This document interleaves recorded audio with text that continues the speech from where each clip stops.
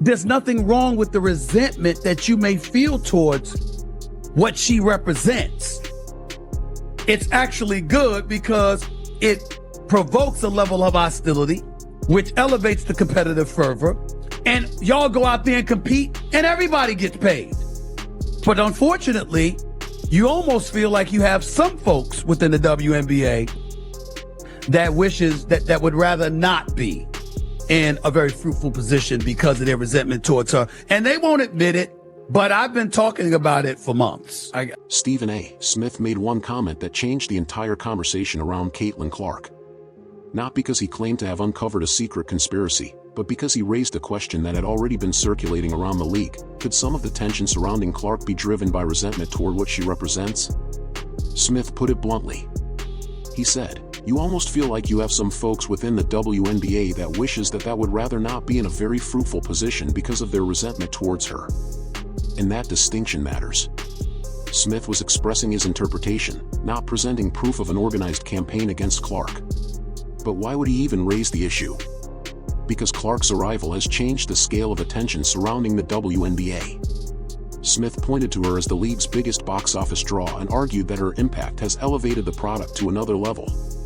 That creates an obvious tension worth examining. A player can be enormously valuable to the league while simultaneously becoming one of its most polarizing figures. And that's where this story gets complicated. Competitive sports have always produced rivalries, hard fouls, trash talk, and players who genuinely dislike each other. None of that automatically proves resentment. But when one player suddenly becomes the center of unprecedented attention, every confrontation involving her can take on a much larger meaning. That is exactly what happened here. The debate stopped being only about what happened on the court. It became a question about motivation. Was this simply basketball intensity? Was Clark receiving treatment that other stars have experienced before? Or were some of the reactions connected to the enormous attention and commercial influence she brought with her? Smith didn't provide a definitive answer. What he did was put the question directly into the spotlight. And once that question was out there, every side of the controversy suddenly had something to argue about. The question about resentment became much harder to ignore once the discussion turned back to the actual confrontation on the court. In the footage described in the source, Caitlin Clark and Brittney Griner become involved in a physical sequence that immediately sparks disagreement over what viewers are seeing. One side focuses on the contact initiated by Griner.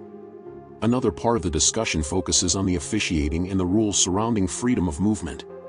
And that distinction is important, because the footage itself and the interpretation of intent are two different things.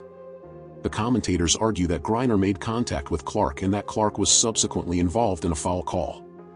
Their frustration comes from the belief that the initial contact and the resulting whistle do not appear to tell the same story. The argument becomes especially heated when the commentators insist that a player cannot simply initiate contact and then rely on the resulting defensive position to determine who gets called. But none of that, by itself, establishes why the contact happened. A hard collision can be intentional. It can also happen during an aggressive basketball sequence without representing some larger agenda. Determining intent requires more than simply watching one moment and assigning a motive to it. That is what turned this incident into something bigger. The physical sequence gave both sides something they could point toward. Supporters of Clark could see another example of the intense treatment she receives. Those defending Griner could argue that the play needed to be judged through the rules and the realities of competitive basketball. Then came the larger question. If this was simply a basketball incident, why did the conversation surrounding it become so emotionally charged? And if the incident was being interpreted through an existing narrative about Clark in the league, could that narrative itself be influencing how every collision involving her was perceived? That is where the story moves beyond one whistle. Because once people started arguing about what the contact represented, Sophie Cunningham became part of the conversation, and the controversy took another turn. Sophie Cunningham enters this story at exactly the point where the controversy starts becoming larger than one individual confrontation. In the source material, Cunningham is presented as someone willing to push back against the narrative surrounding Clark. But there is an important distinction here. The transcript does not establish the dramatic claims about a coordinated locker room revolt or a secret veteran operation as confirmed facts. Those are interpretations layered onto the controversy. What is clear from the discussion is that Cunningham became emotionally associated with the Clark debate because she represented a different kind of response. Instead of allowing the conversation to remain centered entirely on Clark and Griner, her presence introduced another question. What happens when a player publicly challenges the way a controversial situation is being discussed? That matters because Cunningham is not being presented as a distant commentator. She is connected to the competitive environment itself. And that gives her involvement a different emotional weight. Suddenly, viewers are no longer watching only two sides argue about one play. They are watching different perspectives inside the same basketball ecosystem collide. For Clark supporters, Cunningham can be interpreted as someone willing to stand alongside a highly scrutinized player. For others, the same situation can simply be viewed as another example of players reacting to a competitive moment. Both interpretations can exist without proving the larger claims attached to them. And that's what makes Cunningham so useful to the story. Her role creates a bridge between the immediate confrontation and the broader debate about how the league is changing. Clark represents an enormous new level of attention. Griner represents an established generation of stars. Cunningham sits somewhere between those worlds, giving the audience another perspective on what that transition looks like from inside the league. That generational tension is where the controversy starts to become more interesting. Because the real question isn't whether Cunningham single-handedly exposed some hidden system. The supplied evidence doesn't establish that. The more revealing question is why her involvement became so important to the conversation in the first place. And the answer leads directly back to the force behind all of this, the extraordinary attention surrounding Caitlin Clark. This is where the Caitlin Clark debate becomes much bigger than a single collision, because Stephen A. Smith's argument was never really just about one play. It was about what Clark's presence has done to the league's attention, visibility, and commercial conversation. Smith described Clark as the best thing the WNBA has had from a box office perspective, while also acknowledging that the league was already growing before she arrived. That distinction matters. Clark did not create women's basketball from nothing. The WNBA had established stars, loyal supporters, and decades of history before her arrival. But her impact brought another level of attention. And when one player becomes that prominent, the consequences are complicated. More viewers can mean more exposure. More exposure can mean greater commercial opportunities. Greater commercial opportunities can eventually benefit teams, players, broadcasters, and the league itself. At the same time, enormous attention can change the competitive environment. Every hard foul receives more scrutiny. Every argument becomes content. Every disagreement can become a headline. And every player who interacts with Clark can suddenly find themselves part of a much larger public conversation. That creates a difficult situation. A veteran player may simply be competing. A referee may simply be making a judgment in real time. A teammate may simply be defending someone. But once Clark is involved, millions of people can interpret the same moment through completely different assumptions. One group may see normal competitive intensity. Another may see evidence that Clark is being treated differently. And a third group may believe the entire controversy is being exaggerated because Clark generates so much attention. None of those interpretations automatically proves the others wrong. That is why Smith's comments about resentment are so powerful as a storytelling device. He wasn't merely talking about basketball technique. He was suggesting that Clark's success could produce complicated emotions among people who have spent years building the league before her arrival. But there is another side to that argument. If Clark's popularity is helping bring more eyes, more discussion, and more commercial interest to the WNBA, then the logical response would seem to be finding ways to benefit from that growth, not treating every disagreement as evidence of hostility. At the same time, expecting every veteran to embrace Clark or every competitive conflict to disappear simply because she is commercially valuable would be unrealistic. That tension is the real story.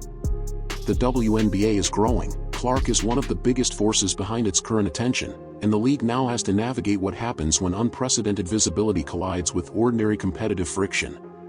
Because once every confrontation becomes a referendum on Clark's place in the league, the next question becomes unavoidable. Are viewers actually watching the basketball anymore, or are they watching the battle over what Clark represents?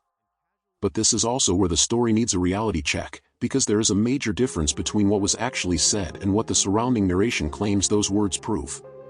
The source material makes several dramatic allegations. It talks about a veteran syndicate, a coordinated campaign against Clark, a locker room operation, and an institutional effort to undermine her. Those claims create a powerful narrative, but the transcript itself does not provide evidence establishing that such a coordinated operation actually existed. That distinction matters. What we can identify from the supplied material is that Stephen A. Smith discussed the possibility of resentment toward Clark. We can identify that commentators debated the Clark-Griner contact. We can identify that Sophie Cunningham became part of the broader conversation. And we can identify that Clark's commercial impact was repeatedly discussed. Those are the pieces that can be directly connected to the source. Then there is interpretation. A viewer can watch the physical sequence and believe the contact looked unnecessary. Another viewer can see the same sequence and consider it normal competitive basketball. A commentator can argue that resentment exists. A fan can agree with that interpretation. But none of those reactions automatically establishes an organized campaign. The same applies to Cunningham. The source portrays her as a major defender against an alleged establishment. But the supplied material does not substantiate the much larger claim that she organized a locker room revolt or dismantled a hidden power structure. And that is the credibility checkpoint. When the dramatic language is stripped away, the core controversy becomes much more interesting because the evidence leaves room for disagreement. There is a real debate about Clark's treatment. There are real comments about resentment. There are real disagreements about the on-court sequence. And there is clearly a growing argument about what Clark's enormous popularity means for the league. But the leap from those facts to a secret coordinated campaign requires evidence that the transcript does not provide. So the most important question isn't simply, whose side are you on? It's this: when the speculation is removed, how much of the original controversy is still standing? And surprisingly, quite a lot, because Stephen A. Smith's actual comments already give the audience enough to debate without needing a conspiracy to make the story compelling. And this is exactly why Stephen A. Smith's argument resonates, even if you don't accept every interpretation surrounding the controversy. Smith made something very clear: he likes animosity in sports. He pointed to famous rivalries across combat sports and basketball and argued that genuine tension can make people care more. Rivalries create anticipation. They make ordinary games feel bigger. They give fans someone to root for, someone to criticize, and a reason to watch the next matchup. By that standard, the tension surrounding Caitlin Clark is not automatically a problem. In fact, competitive hostility can be part of what makes sports compelling. The problem begins when viewers stop being able to distinguish competitive animosity from claims about personal motives. A hard foul is one thing. A disagreement with an official is another. Players disliking each other is another. But saying that an entire group is deliberately trying to undermine one player requires a completely different level of evidence. Smith's comments become powerful because they sit right on that dividing line. He recognizes that the WNBA can benefit from rivalry and confrontation, while also suggesting that resentment toward Clark could exist within the league. That creates an uncomfortable question. Could the same tension that makes the games more interesting also become the thing that distorts how every incident is interpreted? Because Clark is no longer just another player in the public conversation. Her presence carries enormous attention. That means every rivalry involving her has the potential to become a much larger media event. And that may actually be the most important part of Smith's argument. The future of the league may not depend on eliminating animosity. Sports have always had rivalries. The challenge is making sure those rivalries remain competitive without every collision becoming evidence of something more sinister. And Clark may only be the beginning. Smith himself mentioned Juju Watkins as another player capable of becoming a major force. If the league continues producing stars who attract enormous audiences, the attention surrounding those players could become even larger. Which raises the final question. If Clark is already changing the conversation this dramatically, what happens when the next generation arrives and the spotlight gets even brighter? That may be the biggest question left hanging over this entire controversy. Because Caitlin Clark's impact is not happening in isolation. The WNBA is entering a period where more players are capable of attracting enormous attention, more fans are following individual personalities, and more games are being discussed far beyond the traditional basketball audience. That changes the stakes. If Clark's rise represents a new level of visibility for the league, then the controversies surrounding her may also become part of that growth. Every rivalry can become a headline. Every confrontation can become a viral clip.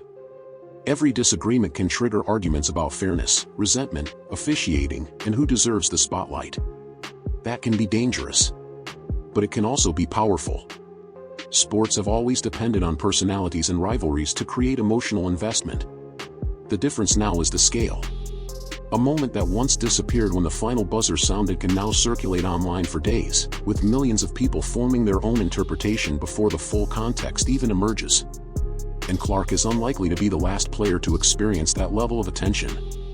Stephen A. Smith specifically pointed toward Juju Watkins as another young star with the potential to become a major figure in the league. If that next generation arrives with even greater audiences and expectations, the conversation around women's basketball could become much bigger than it is today. That makes the current controversy a useful warning. The league does not need to eliminate animosity. It does not need every player to agree with each other. Rivalries, competitive tension, and genuine disagreement can make sports more compelling. What matters is whether those conflicts can remain grounded in competition without every disagreement becoming proof of a hidden agenda. And that brings the story back to where it started. Stephen A. Smith raised the possibility of resentment toward Caitlin Clark. The on-court incident gave that debate something tangible to argue about. Sophie Cunningham became part of the emotional conversation. Fans and commentators added their own interpretations. But the larger transformation is still unfolding. The real question may not be whether this controversy proves an old guard is fighting a new era.